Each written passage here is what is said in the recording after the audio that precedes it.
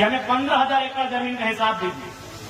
हमारे बाप दादाओं ने आपको 15,000 एकड़ जमीन दिया है, आपने मात्र 3,000 एकड़ में काम किया है, बाकी में हम लैला मजनू के लिए पार्क बनाने जमीन नहीं दिए हैं।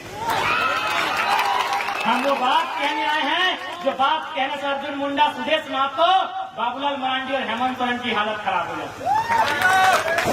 हम गांधी को मानते हैं, गांधी के आदर्शों को मानते हैं, लेकिन गांधी को हर चीज नहीं। मेरी उम्र 29 साल है, कोई कहेगा कि एक गाल में मारेंगे तो उसे हार देंगे, भैया नहीं होगा। तो मेरी बातें लग रही कि लड़का भड़का रहा है, कोई नहीं भड़का रहे हैं। 77 में मारे गए शक्तिनाथ महतो, 87 में मारे गए निर्मल दास, 7 में मारे गए सुनील, मार तो रहे ही है। क्या हम कुछ नहीं भड़का रहे हैं, असलियत बता रहे हैं। आपको गर्दन चोटा चोटा के मारिए रहा है। कौन दुनिया में है आप?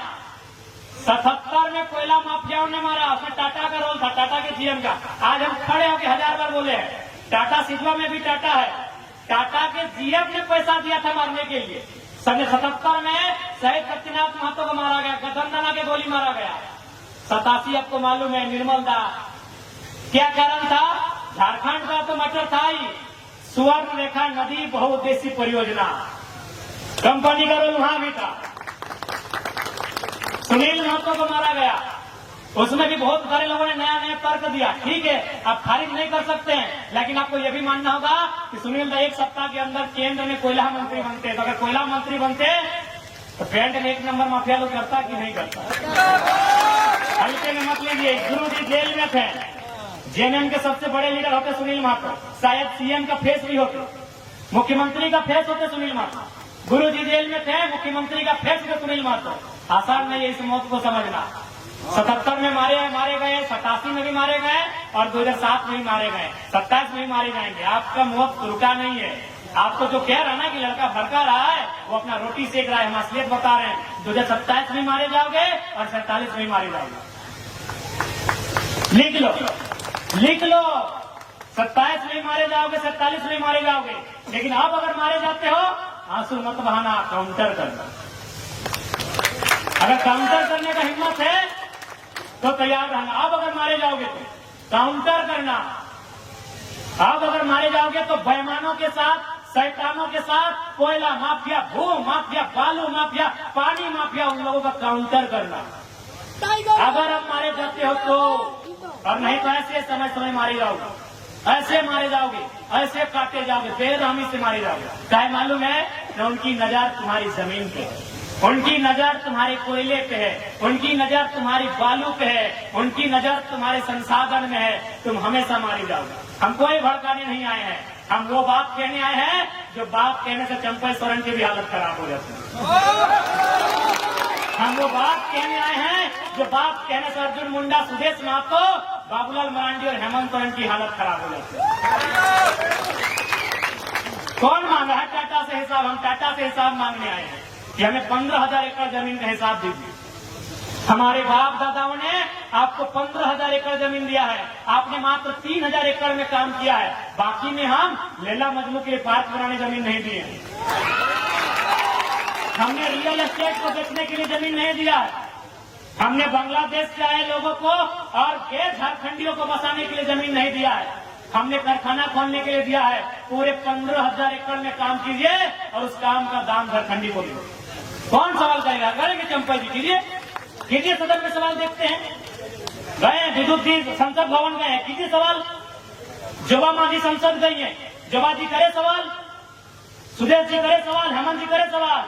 हम आपके सवाल को लेकर आए हैं, वो सवाल जो 70 सालों से दफन हो गई थी, उस सवाल को लेकर आए हैं। कोई गलत नहीं हमारा सवाल, कोई गलत नहीं हमारा सवाल। हमने रियल एस्टेट बेचने के लिए जमीन नहीं दिया। बीएसएल बोकारो 33,000 एकड़ जमीन, चारों तरफ खटाल, खटाल तो भरने के लिए हमने जमीन दिया है क्या? सिंदरी, एफसीआई, पूरा मैदान खाली है।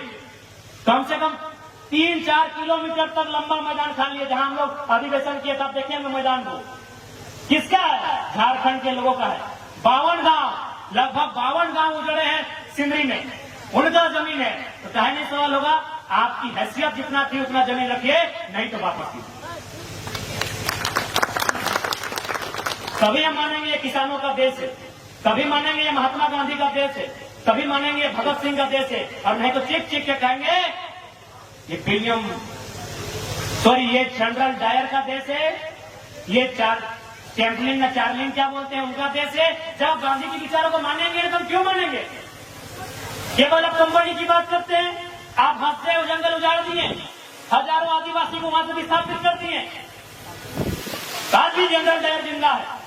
आज भी जनरल डायर इन हवाओं में, इन वादियों में सत्ता में भी जिंदा है। जनरल डायर सत्ता में जिंदा है। आप उधम सिंह कब बन रहे हैं, ये तैयारी आपकी है।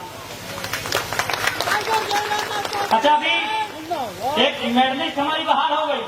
क्या लगता है इसमें राजनीति नहीं है? मैं ये इस विषय पे हम बात नहीं कर रहे हैं। या तो सोना जीतती या तो रजत जीतती। और किनको तकलीफ थी? जो सत्ता में बैठे हैं। क्यों?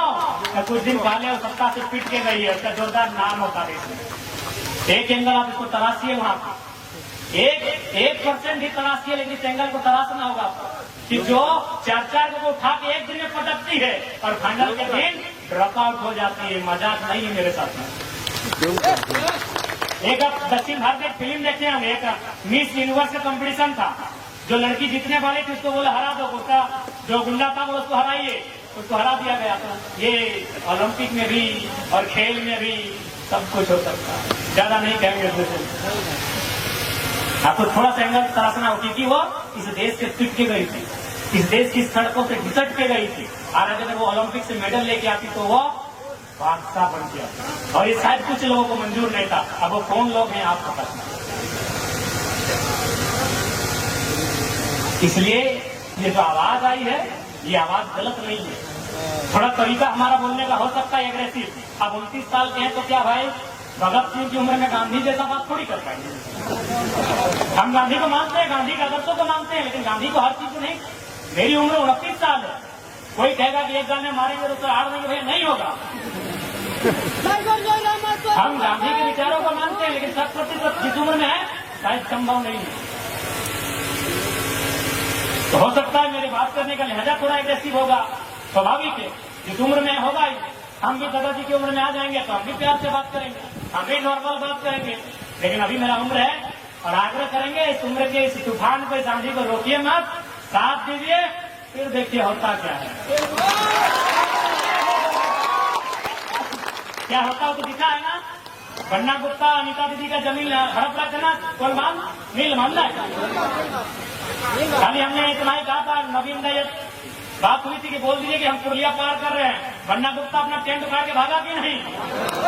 और हम खाली एक मैसेज दिए कि हम पुरलिया पार कर रहे हैं, हमारा आ जाते तो क्या होता।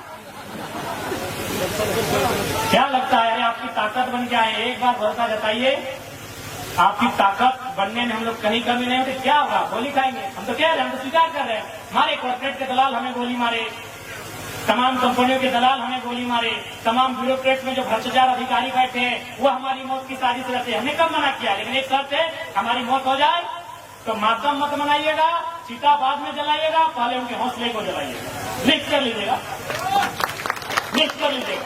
जैसे चांडिल डैम, आपको मालूम है कि चांडिल डैम की समस्या किसके कारण है, किस पदाधिकारी में, किस ऑफिसर के कारण चांडिल डैम की समस्या है, लेके डूब जाइएगा।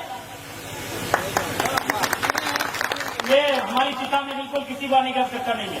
10 दिन पड़ा रहेगा, 10 दिन बर्फ में डाल के रखिएगा।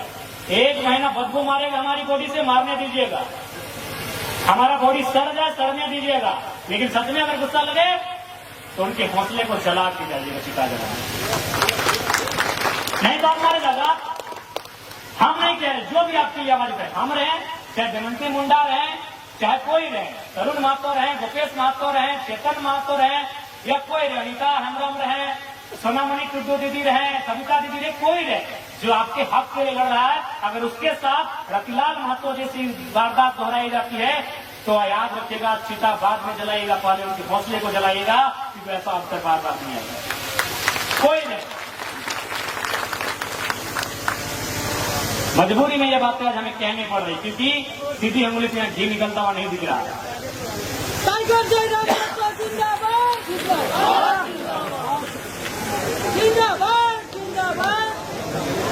और अंत में इतना ही कहेंगे कि आज की जो हमारी लड़ाई है वो किसी व्यक्ति से नहीं है, किसी राज्य से नहीं है, किसी लोग से नहीं है। हमारी लड़ाई है उनसे जो हमारी जमीनों में हमारे सर पे चढ़ के हमारा शोषण कर रहे हैं। हमारी लड़ाई उनसे है। ठीक है, बाकी